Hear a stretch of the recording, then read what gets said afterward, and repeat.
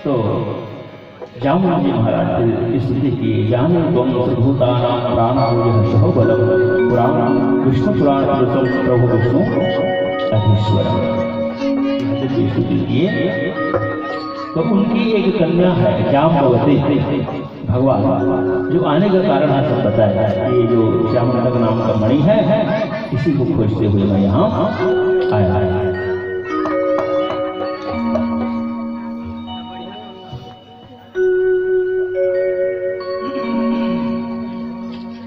तो अपनी कन्या और वह मणि भगवान को समर्पित किए। तो एक विवाह एक जाम्बवती से हुआ और उस मणि को जब ला करके इस सत्राजित को दिया गया तो ताम सत्यभामा भगवान ये यथा बहु भी आशील रूप औदार्य गुणान्वित। उनकी भी एक कन्या है सत्यभामा, वो भी लज्जित होकर के और भगवान के श्री चरणों में समर्पित।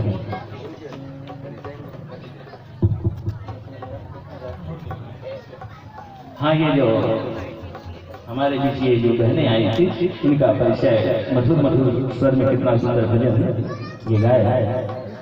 आप पहली 2 दिन पहले आई थी शायद आपने, और आगे फिर ये विवाह के बहुत सारे प्रसंग है कि एक यमुना के जल में एक कन्या है तपस्या कर रही है। तो उस समय भगवान हस्तिनापुर गए थे और अर्जुन को लेकर के श्री यमुना जी के किनारे किनारे भ्रमण कर रहे थे। तो दूर से एक कन्या दिखाई पड़ी जो श्री यमुना जी के ऊपर तपस्या कर रही है। भगवान श्री कृष्ण ने कहा कि अर्जुन जाओ, पता लगा करके आओ वो कन्या कौन है और क्या कर रही है। तो अर्जुन गए, उस कन्या से पूछा कि भाई तुम कौन हो और यहाँ क्या कर रही हो। तो उस कन्या ने कहा अहम देवस्य सवितु दुहितावती विच्छति विष्णु वरेण्यम वर्धन तपः परमास्थिता। कि महाराज मैं भगवान सूर्य की पुत्री, इस समय इसका नाम है कालिंदी। श्री यमुना जी भी सूर्य की पुत्री है, वही कालिंदी के रूप में दिखाई पड़ रही है। तो श्री कृष्ण को पति के रूप में पाने के लिए मैं यहाँ तपस्या कर रही हूँ। तो अर्जुन बड़े मुस्कुराते हुए कहे कि अब तुम्हें ज्यादा तपस्या करना नहीं पड़ेगा, क्योंकि यहीं पर हमारे नंदन यशोदा नंदन श्री कृष्ण विराजमान है।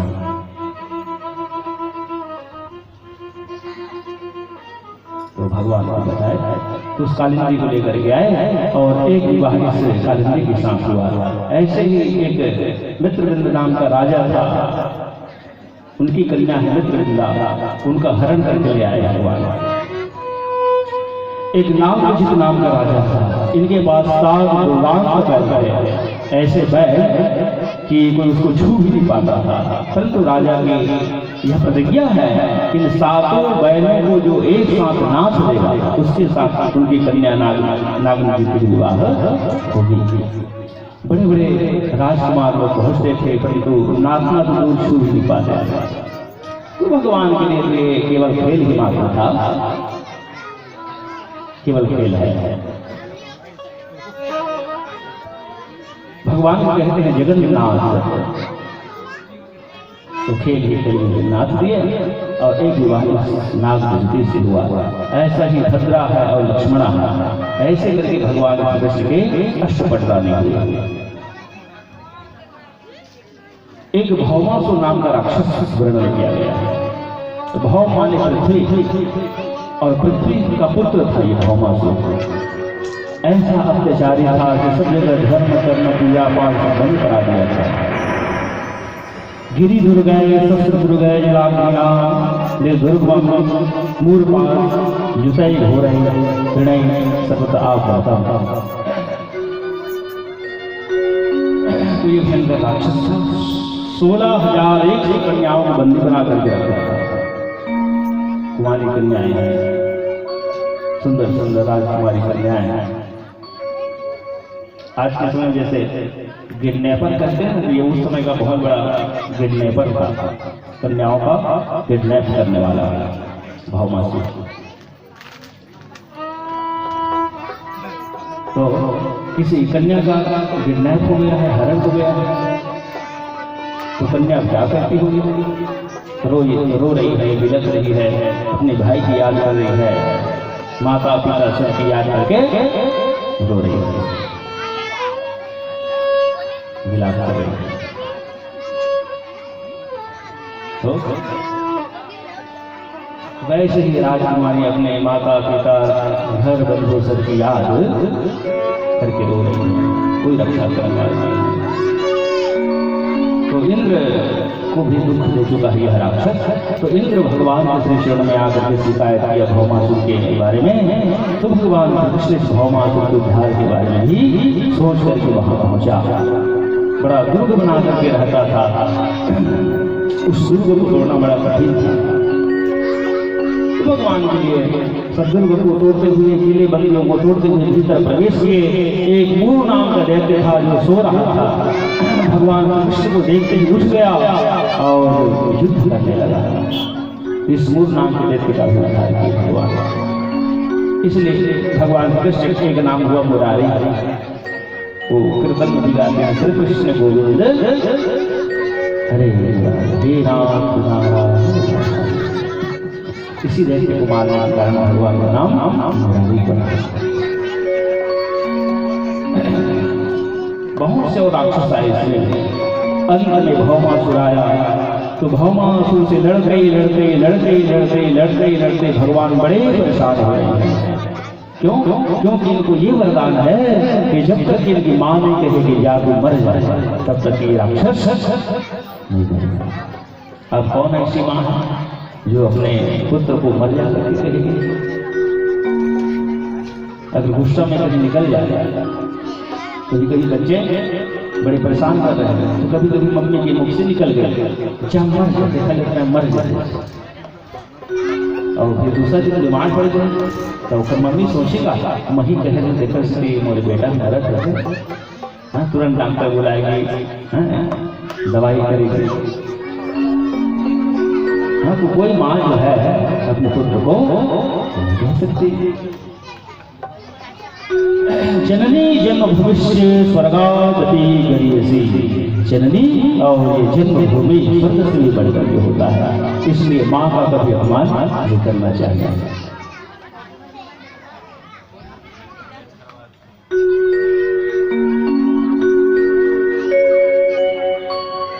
और ये जन्म जिस भूमि में जन्म लिए हैं, उस भूमि का भी, जिस भूमि का अन्न खा रहे हैं, जल पी रहे हैं, उस भूमि का भी कभी अपमान नहीं करना चाहिए। जननी जन्म भूमिष्य स्वर्गागति गरीयसी।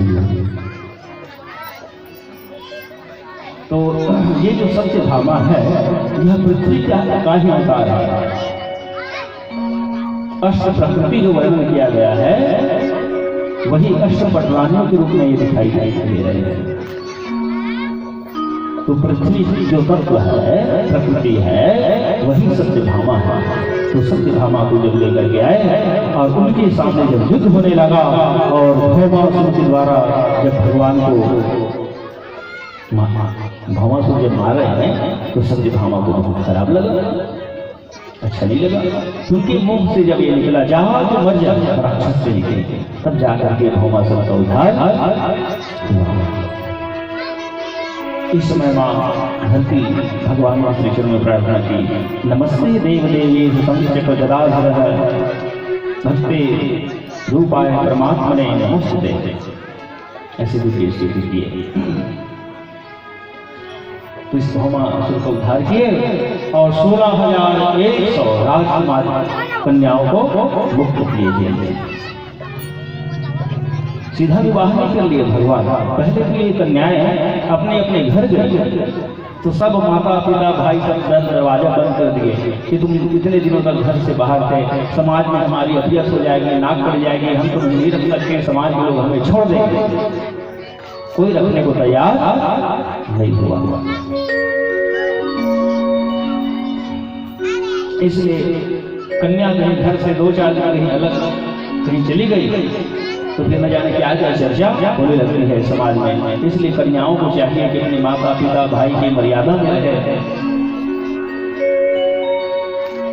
कभी अपने माता पिता और भाई के सम्मान में ठेस न पहुंचे, ऐसा काम होना चाहिए।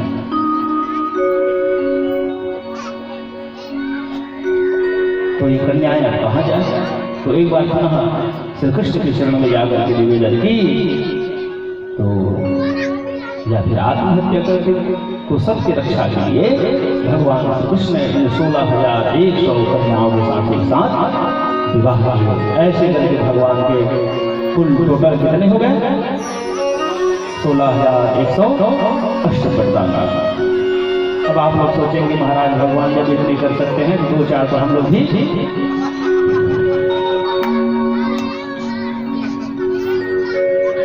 तो मरोगे फिर फंसोगे।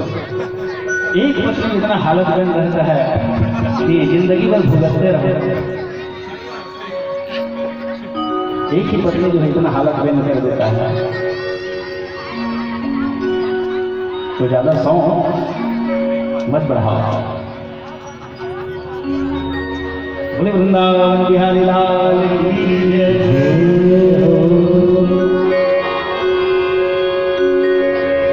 कैसा मेला लगाया तूने श्याम, सारी धरती जपे तेरा नाम।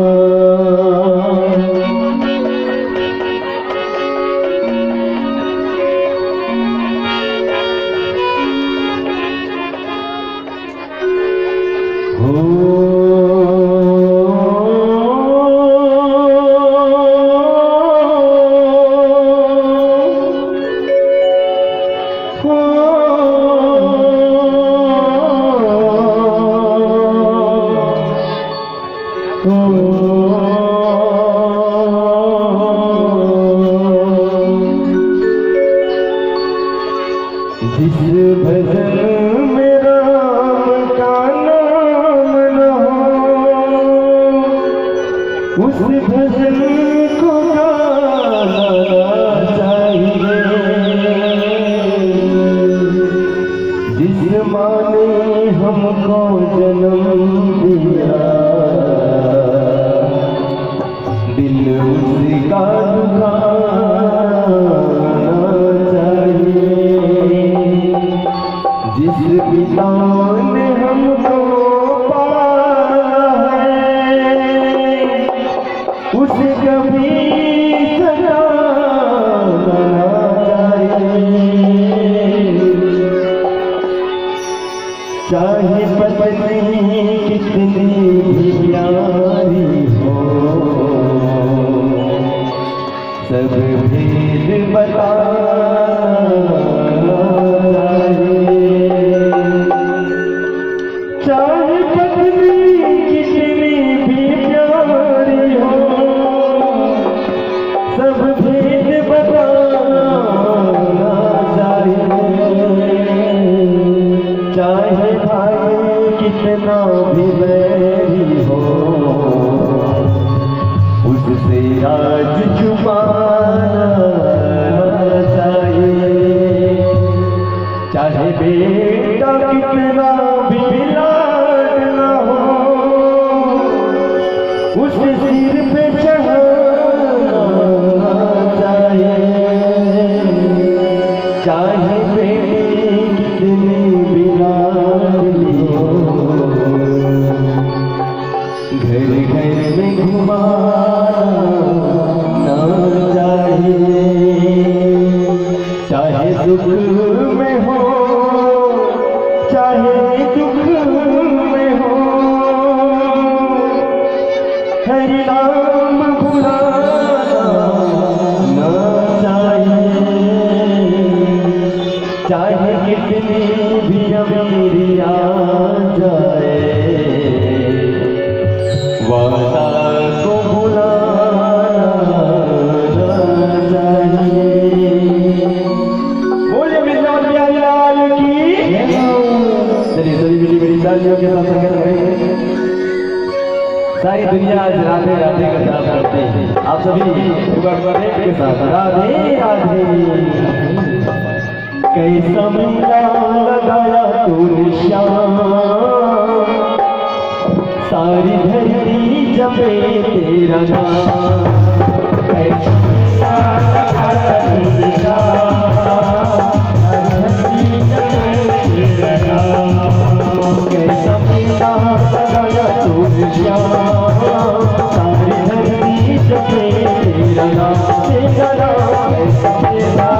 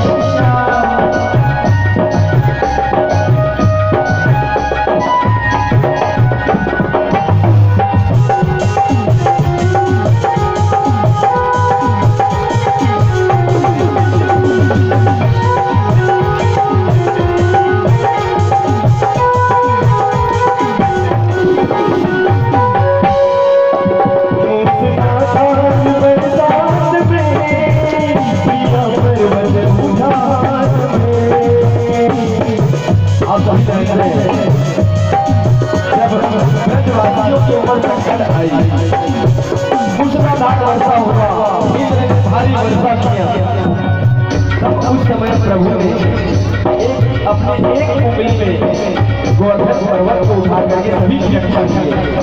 सभी कहते हैं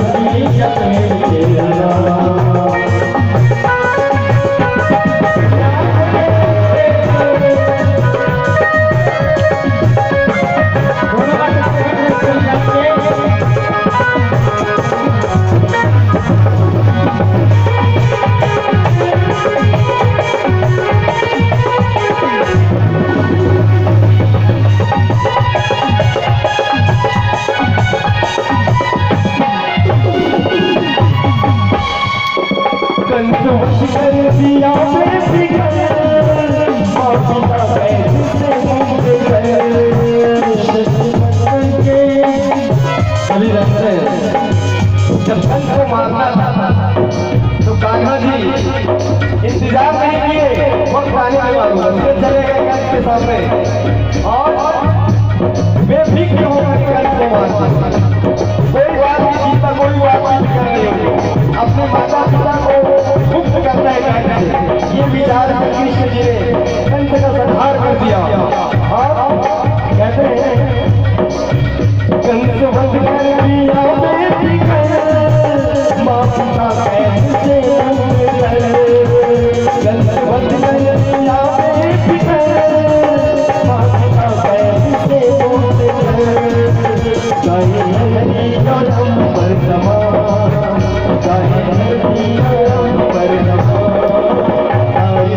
पर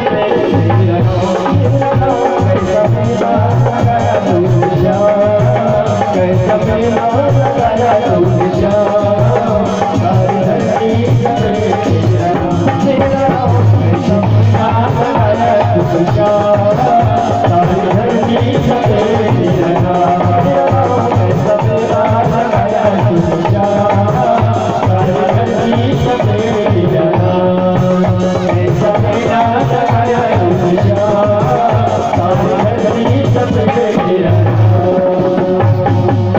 राधे राधे राधे बोल वृंदावन बिहारी लाल की जय। तो ये 16,108 पत्नियां उनसे 10-10 पुत्र हुए। अब थोड़ा जोड़ते जाइएगा, फिर बाद में फिर टोटल करेंगे एक साथ। तो ये 16,108 पटरानियों के कितने पुत्र? 10-10 पुत्र। अब आप लोग जोड़ते जाएंगे, जोड़ने वाले काम आप लोग के हैं। फिर उनका विवाह हुआ, जितने हुए उतने का, फिर 10-10 पुत्र हुए। फिर अब जोड़ लीजिए आप लोग।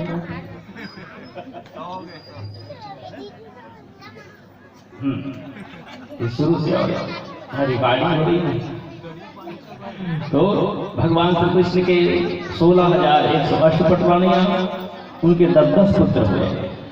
फिर बड़े हुए, उनका विवाह हुआ, उनके 10-10 पुत्र हुए। फिर उनका विवाह हुआ, फिर उनके 10-10 पुत्र हुए। अब जोड़ने वाला काम आप लोगों को दे दिया था, थोड़ा जोड़ करके आगे फिर बताओ, ये सब आगे फिर कथा जो है आगे फिर बढ़े।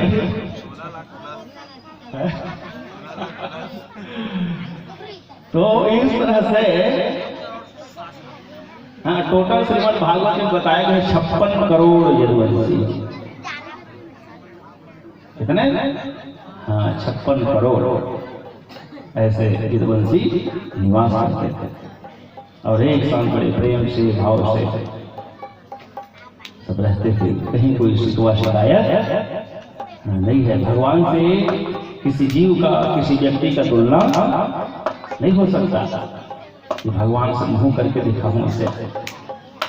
भगवान गोवर्धन पर्वत उठाते हैं, कालिया नाम को नाचते हैं। हम लोग पीटी को भी डर जाते हैं। तो भगवान से तुलना नहीं हो सकती। और परम पूज्य डोंगरी जी महाराज जी का एक ग्रंथ है भागवत रहस्य। उस ग्रंथ में ये वर्णन है कि भगवान कृष्ण 16-17 बार खाते थे दिन रात करके। पेट भर भोजन 16-17 बार उनका होता था।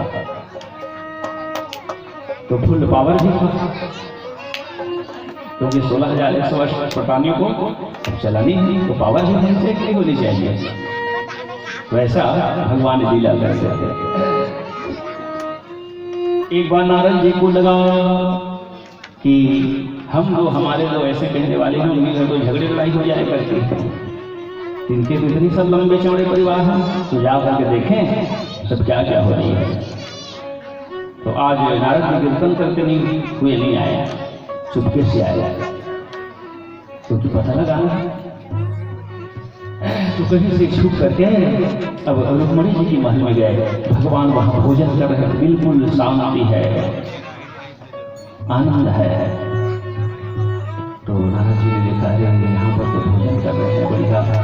श्री रुक्मणी जी पंखा लेकर के ऐसे सेवा कर रहे हैं, भगवान आसन में बैठे हुए हैं, भोजन कर रहे हैं। जामवंत जी की महल में गए, वहां पर अलग से भगवान और वो सो रहे हैं। तो नारद जी देखने, अरे इसको अलग है, इसके पास अलग है, इसीलिए है सब। तो ऐसा कर सकते हो क्या? कई रोल फिल्मों में भले ही होता है।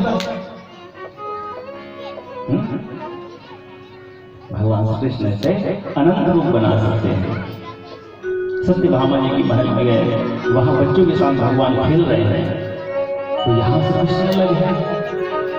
ऐसे बारी बारी सबके महलों में गए, सब जगह आनंद है, सुख है, कोई लड़ाई झगड़ा नहीं है, कोई शिकवा शिकायत नहीं है, सब बड़े आनंद से रह रहे हैं।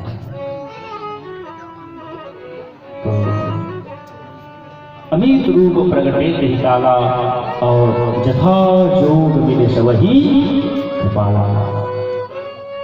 रावण को जीत करके जब भगवान श्री रामचंद्र जी वापस आए अयोध्या, तो जितने नर नारी पूर्वासी जन, माताएं, गुरुजन सब बड़े आकुल व्याकुल थे, भाई बहन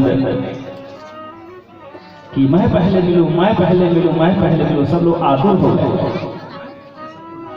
तो सबकी अकुलाहट व्याकुलता को देखकर के उस समय भगवान अमित रूप प्रगटे ही काला और जहाँ जोग मिले सब ही उतने रूप बना लिए क्षमात्र। वैसे ही इस रासलीला संग आप लोग देखिए कि जितनी गोपियां थी उतने से कृष्ण हैं और उतने रूप बना करके वह रास महाराज की जो लीला है वह किए। और संतों की दृष्टि से देखें तो आज भी यह दुनिया सिया राम है सब जग जानी और करम प्रणाम जोरे जुग पानी एक ही तत्व से बनी हुई यह दुनिया है।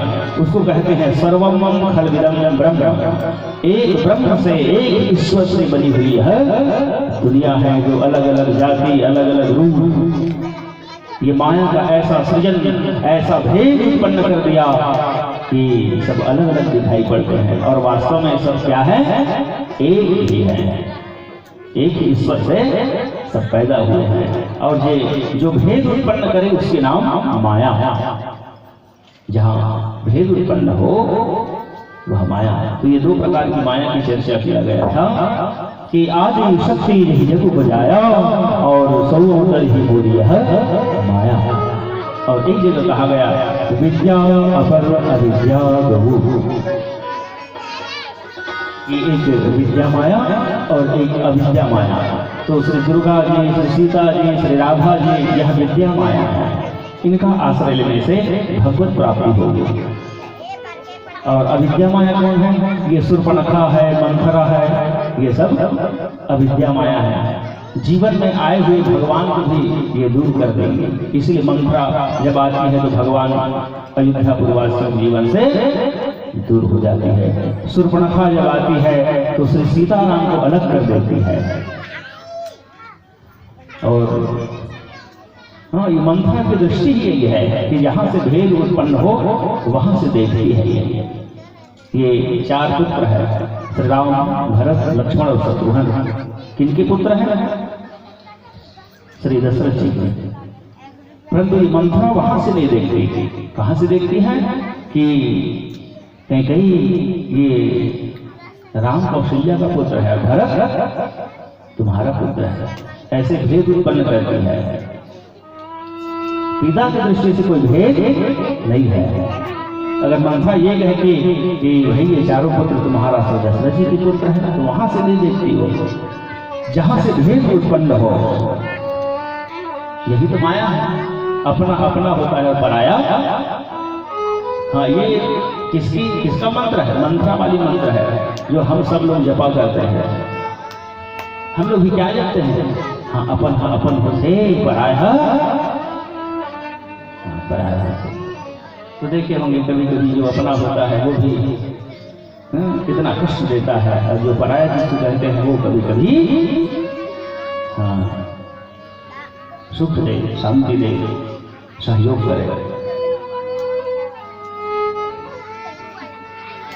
तो वही से वह जहां से भेद उत्पन्न हो वहां से दिखती है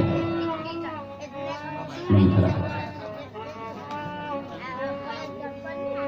तो यही है कि जहां भेद उत्पन्न हो मैं और मोर तोड़ते माया और यही बस किन्हे जीव निकाया।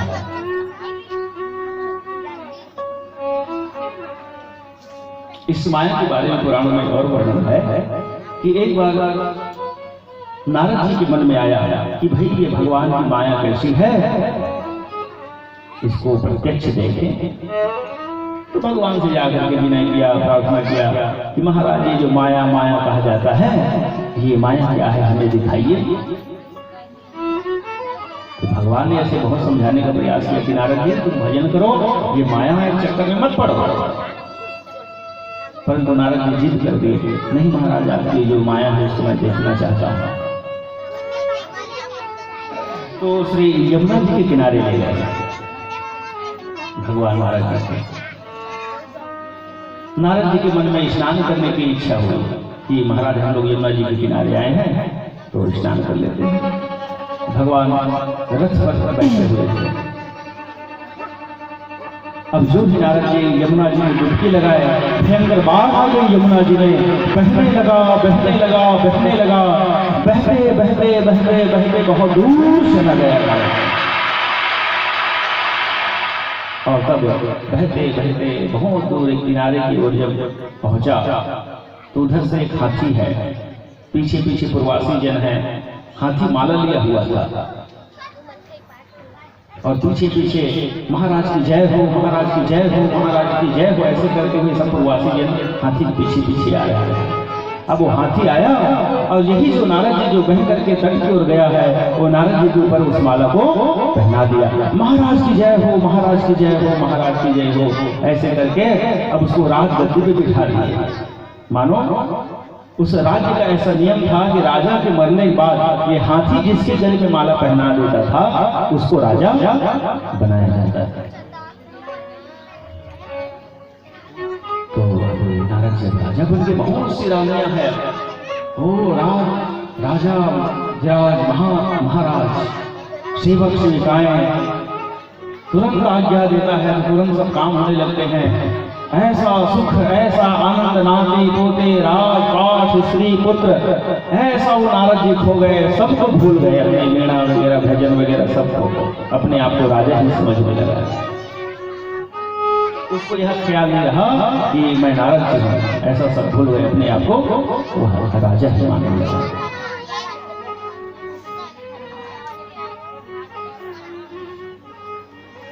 अब किसी दिन उनकी जो प्रिय रानी है वह चल बसी, खत्म हो गई। अब ये नारद जी राजा के रूप में विलाप कर रहा है, रो रहा है। चिता तैयार किया गया, शमशान ले जाया गया, परंतु वहां पर भी नारद जी जब रो रहे हैं तो पूर्ववासियों ने कहा कि महाराज रो मत, अब इस राज्य का ये भी नियम है कि जब रानी खत्म हो जाती है ना तो उसके साथ साथ राजा को भी चिता में डाल दिया जाता है। तब तो इतना राज पाठक होगा तो वहां से अब यहाँ से भागना चाहिए कि मैं जहां आकर के फंस गया, ऐसा फिर वो डर गया।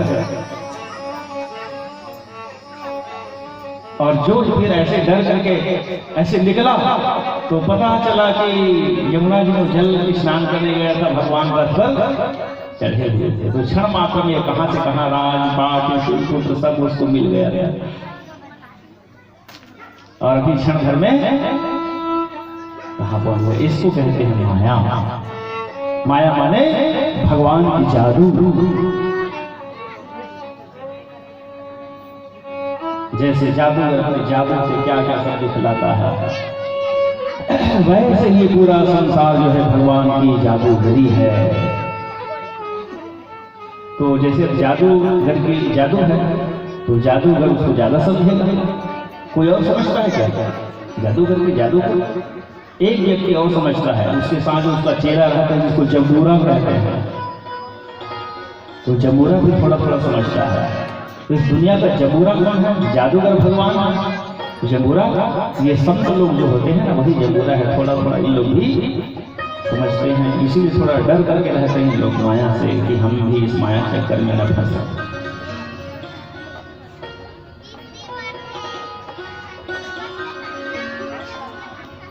तो ये संसार वृक्ष है, इसमें दो पक्षी बैठे हुए हैं,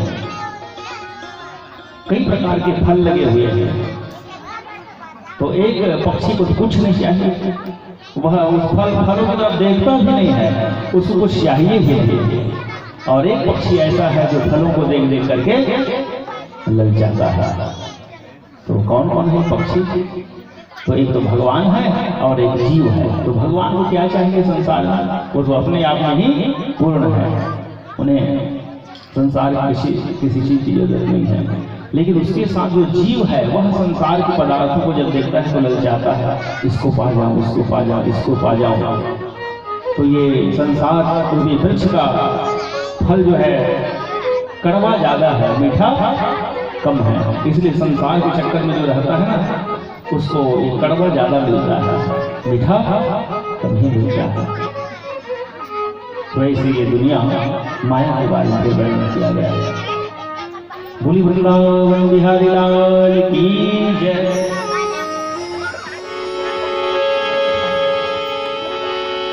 राम नाम रटते रहो जब लगी घट में प्राण, कभी तो दिल दयाल की झलक पड़ेगी का। राम मैया गाए जा, राम से लगन लगाए जा, राम मैया गाए जा, राम से लगन लगाए जा,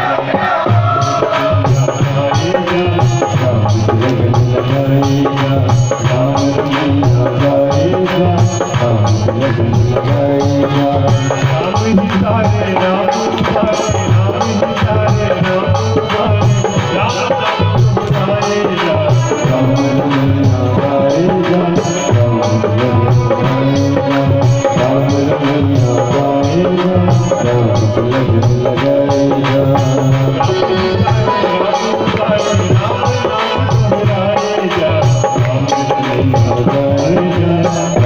लगन लगाए जा, राम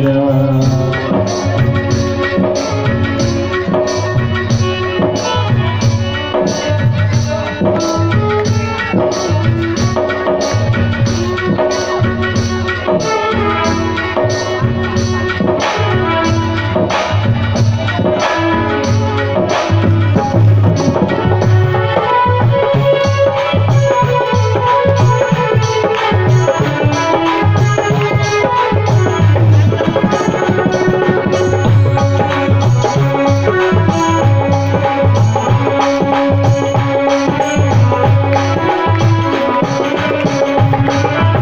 लगन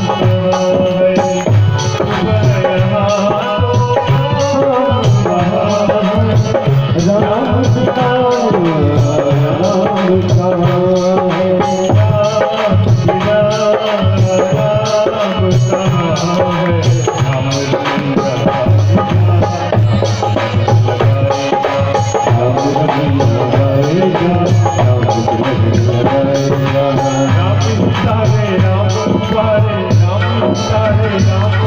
जा।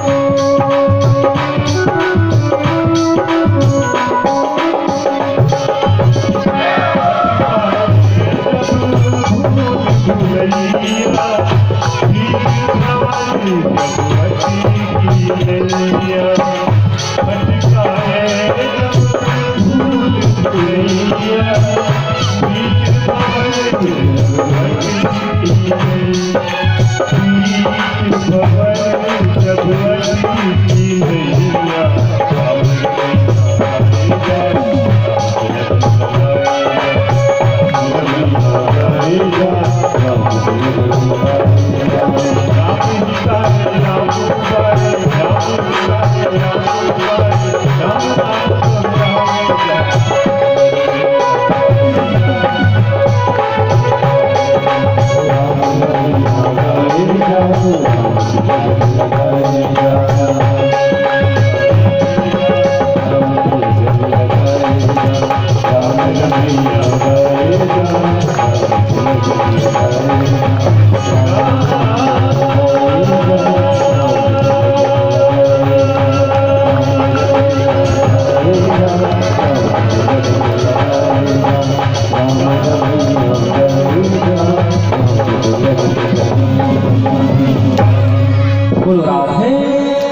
राधे राधे।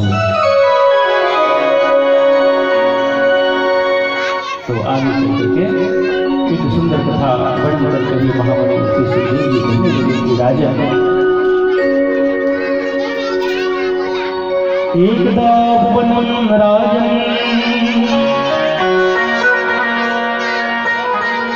जगमो यदु कुमारिका विहरतु साम्प्रतिम् सर्वान् गदाधर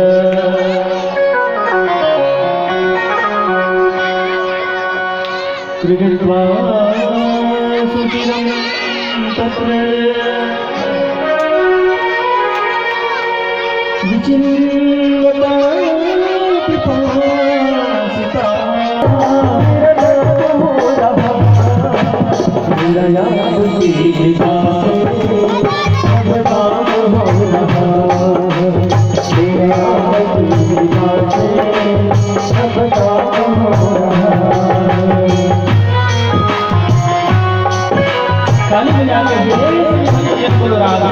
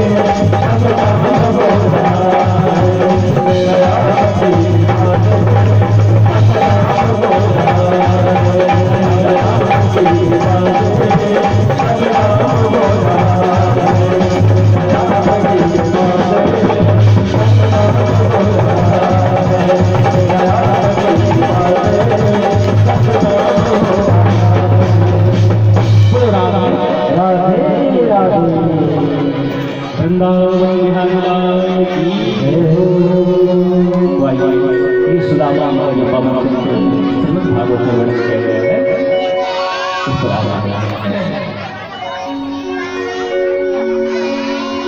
कृष्ण सखा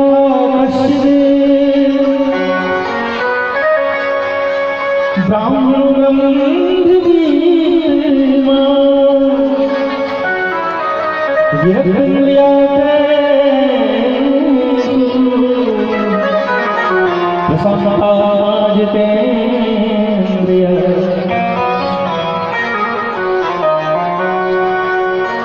प्रतिव्रता प्रतिव्राता